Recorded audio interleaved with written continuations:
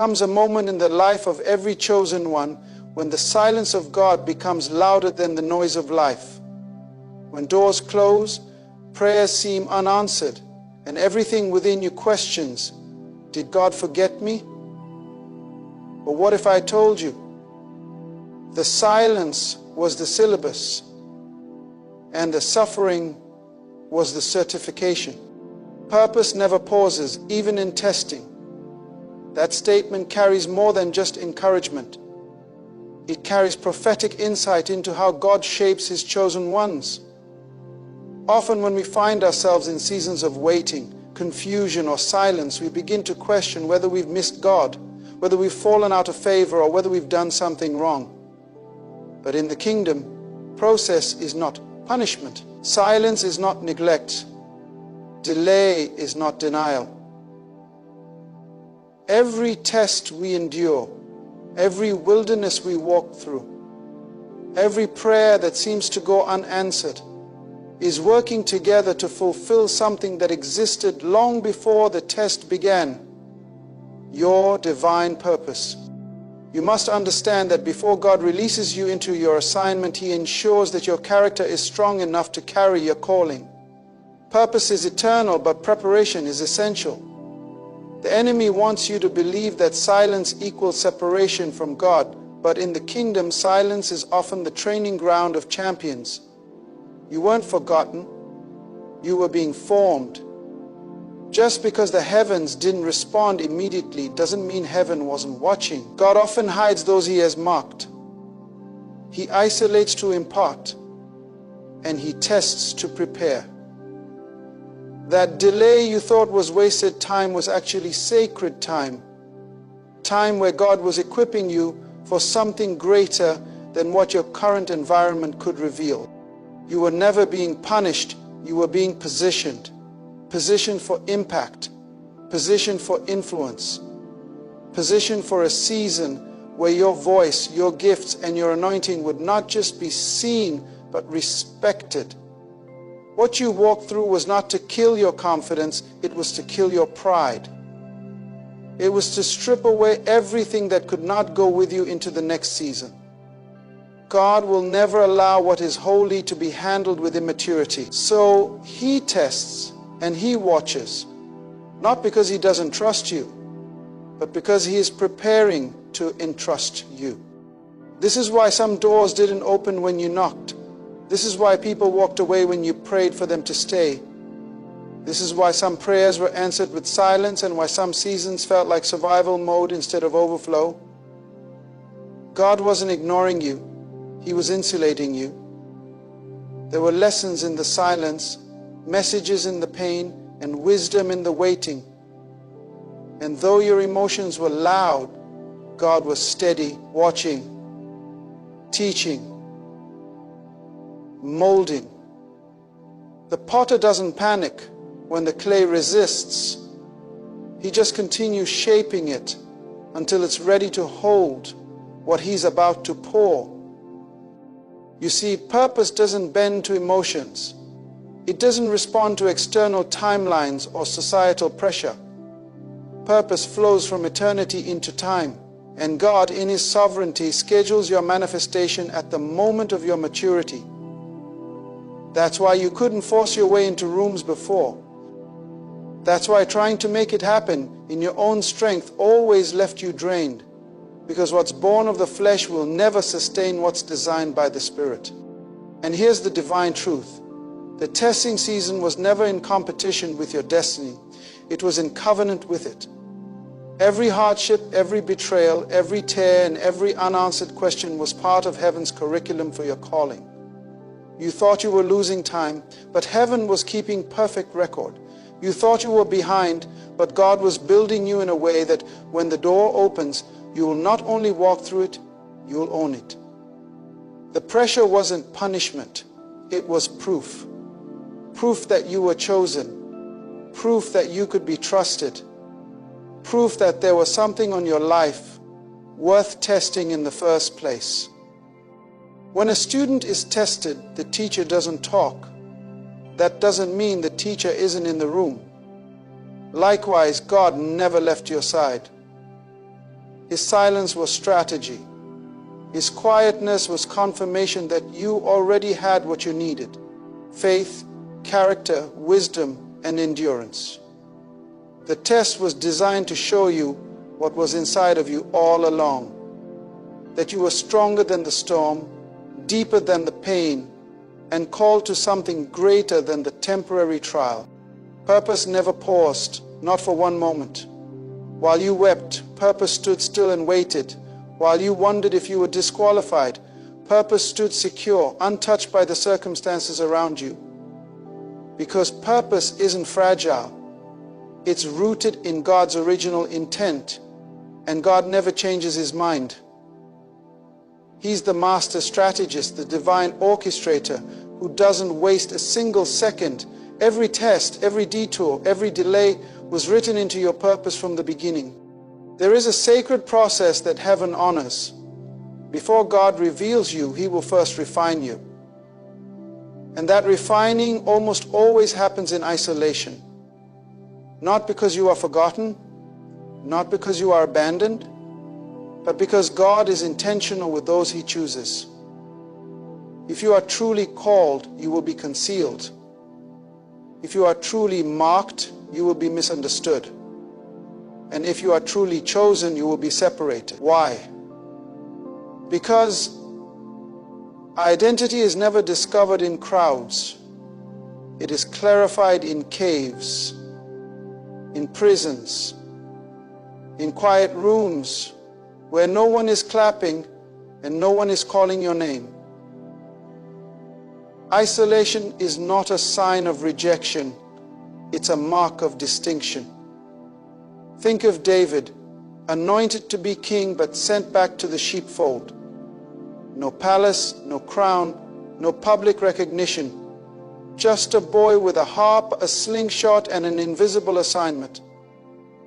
But in that place of isolation, David's identity was forged, not by people but by God. He learned who he was not because someone told him, but because he walked with God when no one else was watching. Joseph too was isolated, not once but many times. Betrayed by his brothers, sold into slavery, thrown into prison for a crime he didn't commit. Everything about his circumstances shouted forgotten. But in that prison cell, his character was being strengthened, his discernment sharpened, and his identity solidified. When he finally stood before Pharaoh, Joseph didn't speak like a man who just got out of jail. He spoke like a man who had spent time with destiny. Esther was hidden too.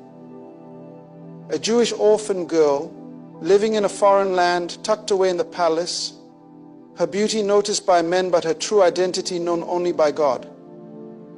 It wasn't until the appointed moment that she stepped forward, not just as a queen, but as a deliverer. And that identity wasn't given to her in public.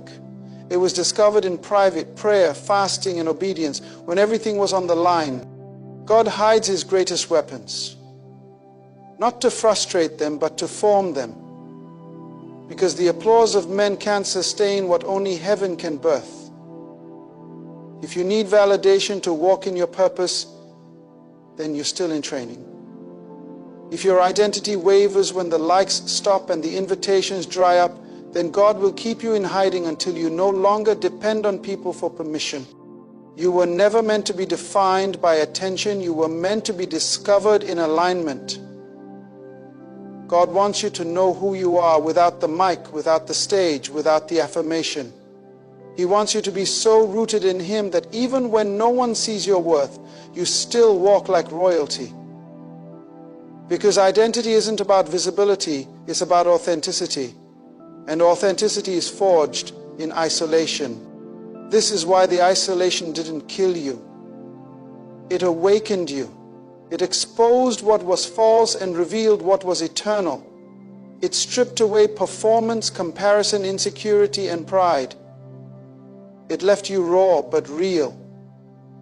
And in that rawness, God whispered truth to your spirit. That you are chosen. That you are loved. That you are called for something far greater than what applause can affirm. The truth is, applause is seasonal, but identity is eternal. God couldn't afford for you to confuse the two. He had to teach you how to stand when no one's watching, how to believe when no one is clapping, how to remain faithful when no one is affirming, because that's what leaders do. That's what kings and queens in the kingdom must carry, a knowing that goes deeper than attention. The test was never about who liked you. It was about whether you knew who you were when no one was looking.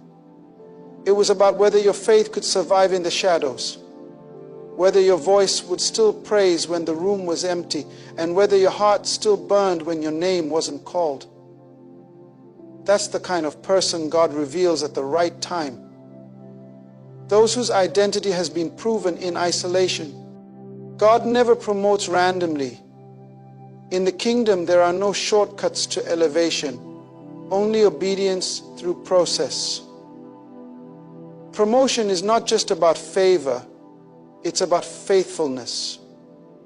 God does not place crowns on untested heads. Before there is glory, there must be grit. Before there is the palace, there must be the proving ground. Heaven's promotions are not based on talent, popularity, or potential alone. They are based on the completion of a process that was designed to mature your character, shape your spirit, and align your heart with God's agenda. The test you went through wasn't just a difficult season. It was a divine examination. It wasn't punishment, it was preparation. Every pain, every delay, every unanswered prayer wasn't just something you survived. It was a test you passed. And your obedience was being recorded in heaven. While others were chasing platforms, you were learning how to steward pain. While some looked for shortcuts, you stayed faithful in silence. That silence was not wasted. It was measured. And God was watching not only what you did, but how you did it. He was looking at your posture, your patience, your integrity, your willingness to still praise Him even when it didn't make sense.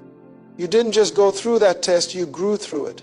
The test wasn't just about whether you could endure pressure, it was about whether you could remain pure under pressure.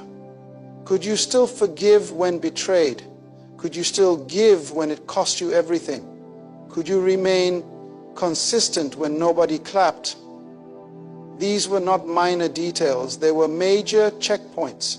In the kingdom, your attitude and obscurity often determines your altitude and influence. And now, because you passed the test, heaven has authorized your next season. Not because you forced it, not because you demanded it, but because you submitted to the process. God only promotes what's been proven. And your testing season has revealed what no resume ever could, that you are trusted. Think about it.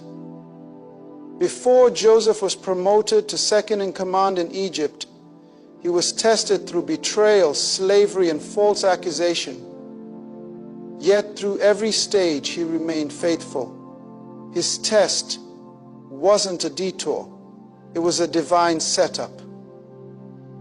Each moment of suffering was qualifying him for the throne. Heaven wasn't punishing Joseph, it was positioning him. The same pattern follows throughout Scripture. Before David wore the crown, he endured spears from Saul, nights in caves, and accusations from men. But he never lost his posture of worship. That was the test. Before Esther stood in royal authority, she first had to risk everything in fasting and prayer. Her elevation came after her submission to divine purpose. God waits to see what you'll do with obedience before He releases overflow. That's how promotion works in the kingdom. What you're walking into next is not coincidence. It's not random favor falling from the sky. It's the outcome of spiritual alignment and tested character. You didn't just pass a season, you passed heaven's standards. That promotion you're stepping into is a reward, not a surprise. It's the fulfillment of a principle God never violates. To whom much is given, much is required. You've fulfilled the requirement. Now comes the release. This is why you couldn't skip steps. This is why rushing didn't work. God wasn't just preparing the blessing for you. He was preparing you for the blessing. And now, because you submitted to the fire, because you surrendered your will, because you walked through the storm without losing your worship, heaven has made its decision. It's your time. Your next season is not a chance. It's a confirmation. A declaration from God that you are ready, not just to be seen, but to serve, not just to rise, but to reign, not just to carry the weight, but to steward it with wisdom. Heaven promotes only after earth's tests are passed, and you have passed. One of the most powerful revelations a chosen one must embrace is this: God's delays are never God's denials. In the kingdom, time is not just ticking, it's timing.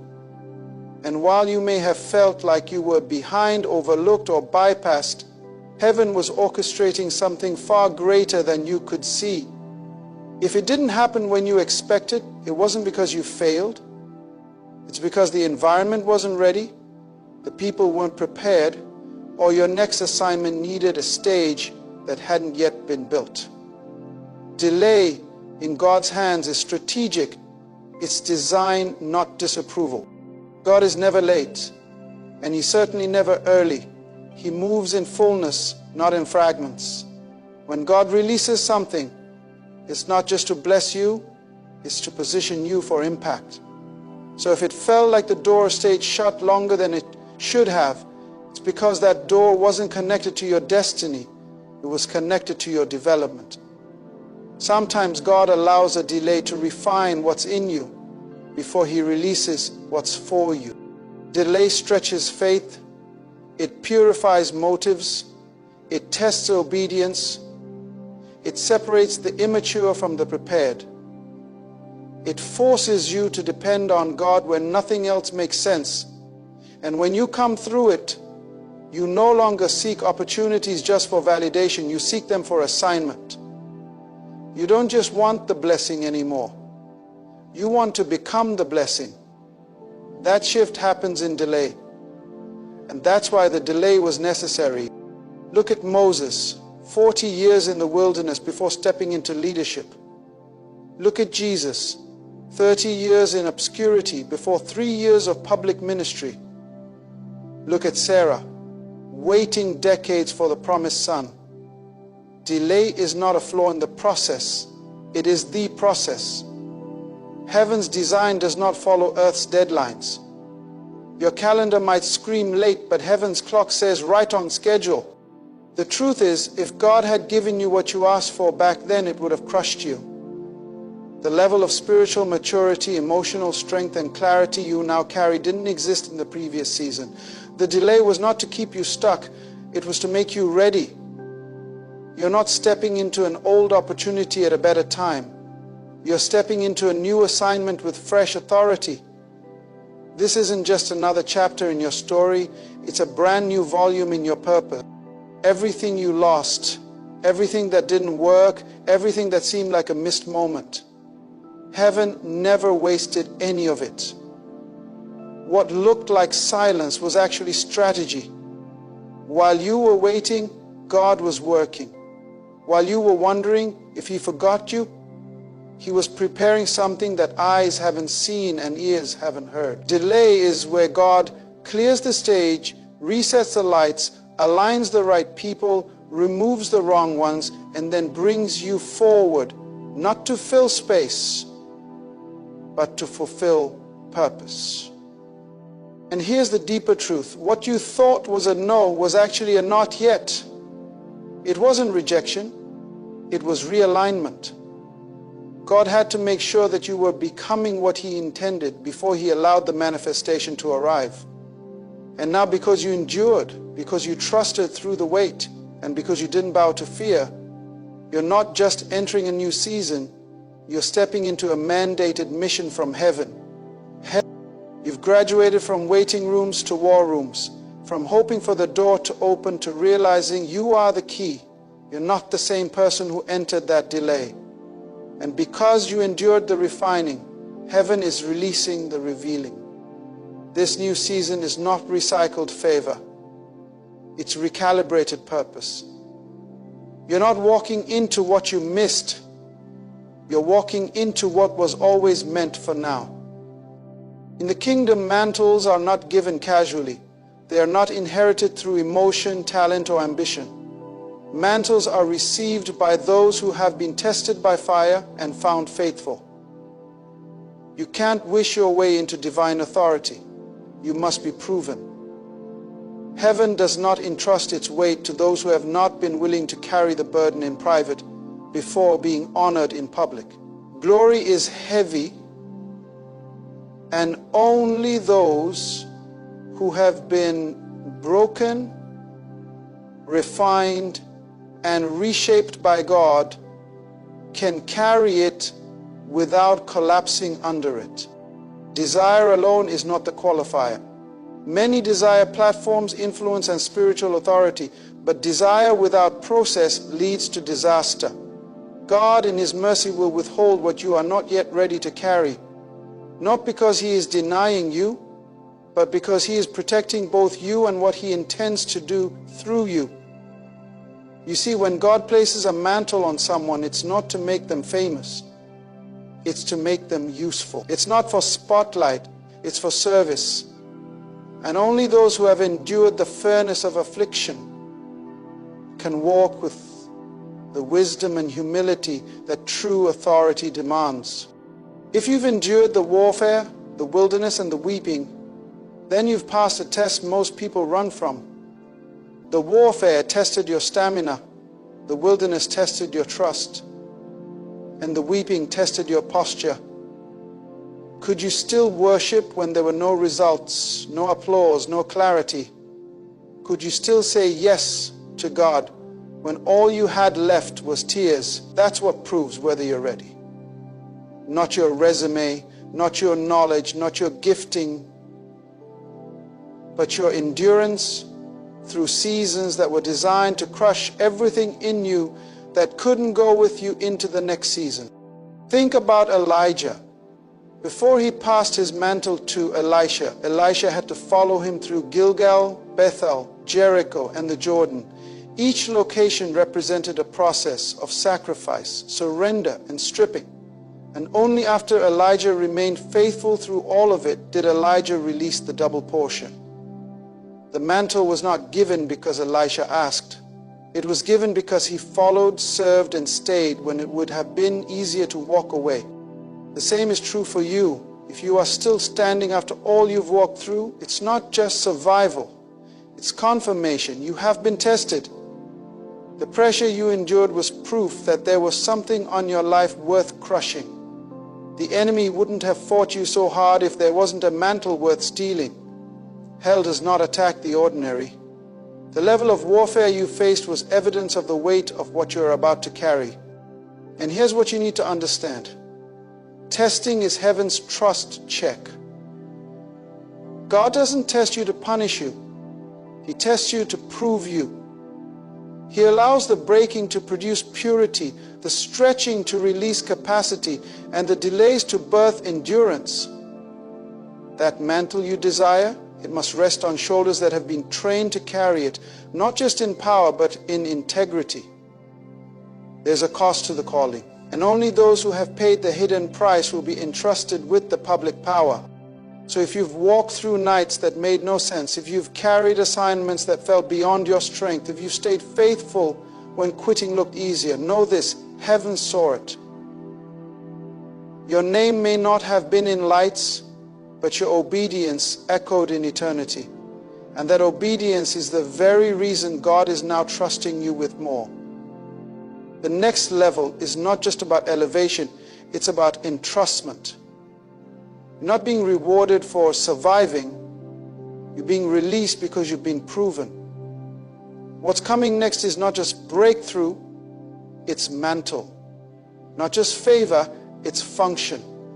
And it's coming because you endured the test and passed heaven's criteria. There's a difference between a comeback and a commission. A comeback implies you returning to something that once was. A recovery, a rebound, a restoration of what was lost. But what God is doing in this season of your life is far greater than a return. You're not being sent back, you're being sent forth. You're not reviving a broken dream. You're stepping into a divine assignment that was written before time began. This is not about picking up where you left off. This is about finally beginning what you were born for. Many people saw your silence and assumed you were finished. They looked at your wilderness season and thought you were out of the race. They saw the loss, the delay, the heartbreak, and assumed it was over for you. But they didn't realize that heaven had you in incubation, not in activity. You weren't just resting, you were being refined. You weren't just healing, you were being honed. You weren't missing, you were maturing into the kind of person who could now be trusted with this next move of God. You are not starting over, you are starting on time. According to heaven's calendar, according to divine timing, according to the prophetic blueprint that was spoken over your life when you were still in your mother's womb. That detour, that delay, that dark season that looked like failure, it was all preparation for your launch. The fire you walked through didn't disqualify you, it qualified you. The silence you endured wasn't abandonment, it was alignment. The pruning wasn't rejection, it was the proof that you're bearing fruit. Heaven can now multiply. When God commissions someone, He doesn't just call them, He sends them. And what you're stepping into now carries divine backing. This is not hype. This is not emotional momentum. This is a kingdom assignment that comes with authority, clarity, and weight. You're not just moving forward, you're being deployed. You're not just doing something new, you're fulfilling something ancient. You are stepping into a moment that was prepared for you and you were prepared for it. This is your Esther moment, your David moment, your Moses moment. But it's not their story, it's yours. All the prophetic words, the late night prayers, the inner wrestling, the long seasons of hiddenness, they were leading to this. You've been commissioned not because you're perfect, but because you're ready. Ready to carry glory without seeking attention. Ready to build what outlasts you. Ready to lead not with ego, but with assignment in your eyes and surrender in your spirit. And the beauty of God's commission is this. He doesn't just send you, He goes with you. You won't walk into this next season alone. You won't have to strive or prove or compete. The same God who kept you in the fire is the God who now breathes on your future. What you're carrying now isn't a recycled dream. It's a released mandate. You are not rising to return. You are rising to reign. So no, this is not a comeback. This is your commissioning. A divine yes stamped by heaven. The confirmation that your process was not in vain. The announcement that your time is not past. You are not who you were in your last season, and you will not live by who they said you were. You've emerged from the test not as a survivor, but as a sent one. And when heaven sends you, no man, no demon, no circumstance can cancel the call. So now, let the earth hear what heaven has already declared. The test is over. The silence has served its purpose. The fire has refined you. The wilderness has trained you. And now the gates of your next season are open. Not by man's decision, but by God's decree. You are not stepping forward timidly. You are stepping in boldly, clothed in authority, marked by obedience, and carrying the weight of glory that was born in secret. This is not just a shift. This is not just a moment. This is a commissioning, a kingdom assignment, a divine release. Heaven is not waiting for you to catch up. Heaven is waiting for you to show up. So arise, chosen one, not because you've earned it, but because you've been prepared for it. Not because the world approves, but because heaven has authorized. The test is over. Your next season begins now.